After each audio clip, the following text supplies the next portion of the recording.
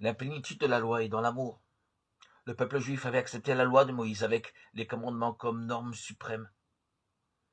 Mais il semblerait que Jésus a d'autres vues différentes, cherchant la volonté du Père.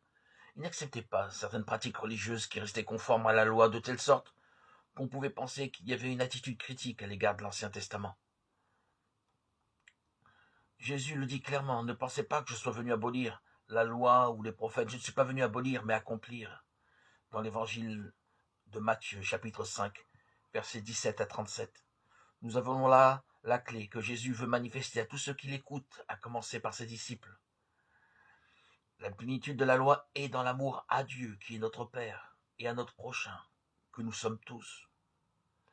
Cet évangile de Matthieu nous offre plusieurs exemples. Non seulement la loi interdit de tuer son frère, mais tous les gestes, actes intérieurs et conduites qui dénotent de l'animosité envers son prochain et doivent être évités.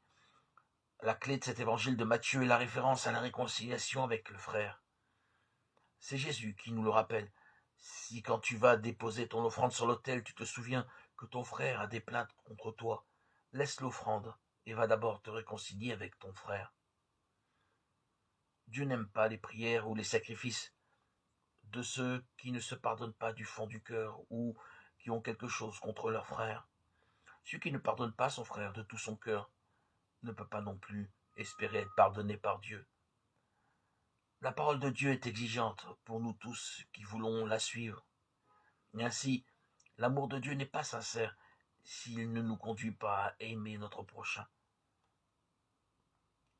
Cette parole nous invite à vivre l'humble attitude de ceux qui veulent faire de leur vie un simple chemin de fidélité à l'amour du Christ et des frères, exprimé dans une obéissance par amour à la loi de Dieu.